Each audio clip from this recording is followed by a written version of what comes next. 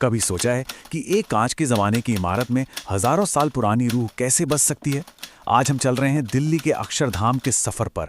एक ऐसी जगह जो सिर्फ पत्थर और संगमरमर की नहीं है, बल्कि भारत की गहरी आध्यात्मिक सोच से बनी है। ये जानकर शायद थोड़ी हैरानी हो कि ये जो इतनी भव्य इमारत है, ये 21वीं सदी की है। जी हाँ, इसका उद्घाटन 2005 में हुआ था। लेकिन इसकी जड़ें, इसकी बनावट का एक एक नियम हजारों साल पुराने ज्ञान में डूबा हुआ है। और यहीं पर तो असली सवाल खड़ा होता है। जरा सोचिए, इतनी बड़ी, इतनी विशाल इमारत और उसमें स्टील का एक टुकड़ा भी नहीं लगा है। हर पत्थर को पुराने वैदिक ग्रंथों के हिसाब से तराशा और जोड़ा गया है। तो भाई, आज के जमाने में यह हुआ कैसे? चलिए इसी रहस्य से पर्दा उठाते। अक्षरधाम को अगर समझना है तो हमें इसकी बाहरी चमक दमक से जरा आगे देखना होगा।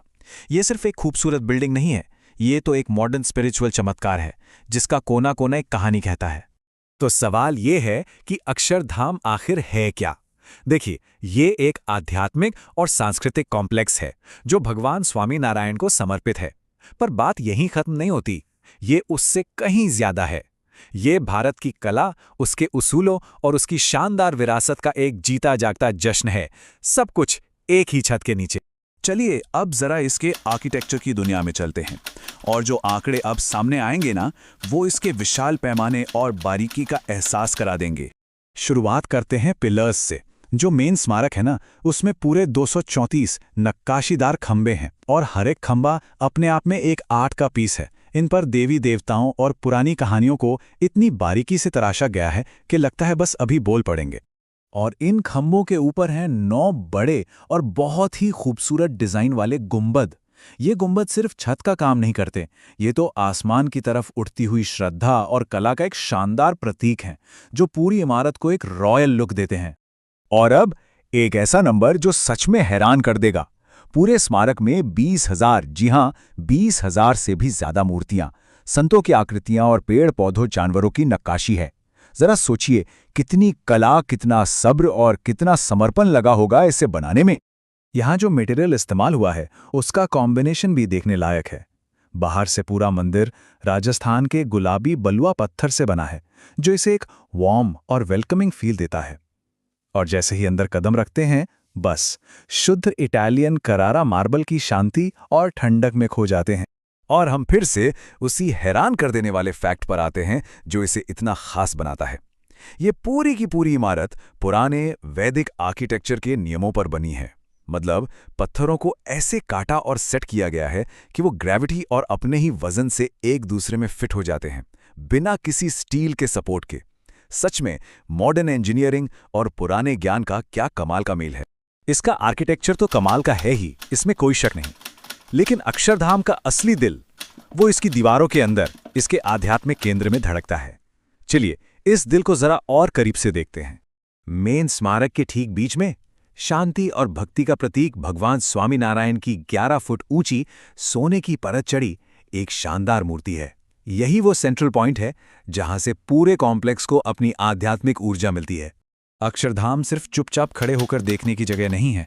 अरे नहीं, ये तो समय में पीछे ले जाने वाली एक यात्रा है। इस कॉम्प्लेक्स के अंदर कई ऐसी प्रदर्शनियां या कह लें एग्जीबिशंस हैं जो इतिहास और आध्यात्मिकता को जिंदा कर देती हैं। यहाँ 4 मेन अट्रैक्शंस हैं जो अक्षरधाम को वाकई में यूनिक बनाते हैं: hall of values, boat ride, water show और गार्डन ऑफ इंडिया। चलिए एक एक करके इन पर एक नजर डालते हैं। तो सबसे पहला है हॉल ऑफ वैल्यूज। यहाँ एनिमेट्रॉनिक्स, मतलब चलती फिरती मूर्तियों और बड़े बड़े से सेट्स के जरिए स्वामी नारायण जी के जीवन और उनकी शिक्षाओं को दिखाया गया है, जैसे कि शांति और सद्भाव। टेक्नोलॉजी का इस्तेमाल करके पुरानी कहानियों को बताने का ये एक बहुत ही बढ़िया तरीका है। इसके बाद आती है बोट जर्नी, जो सिर्फ 12 मिनट में भारत के 10,000 साल के शानदार इतिहास की सैर करा देती है। इस नाव पर बैठे बैठे पुराने गांव दिखते हैं, वैदिक काल के महान विचारक दिखते हैं, और साइंस में भारत का जो कमाल का योगदान रहा है वो भी देखने को मिलता है। और जब शाम होती है तो होता है सहज आनंद वाटर शो। ये कोई आम फाउंटेन शो नहीं है, ये तो म्यूजिक, लेजर, आग और पानी पर वीडियो प्रोजेक्शन का एक ऐसा कमाल का संगम है जो एक पुरानी कहानी को जिंदा कर देता है। वाकई एक ऐसा एक्सपीरियंस जो दिल को छू जाता है। और आखिर में है गार्डन ऑफ इंडिया।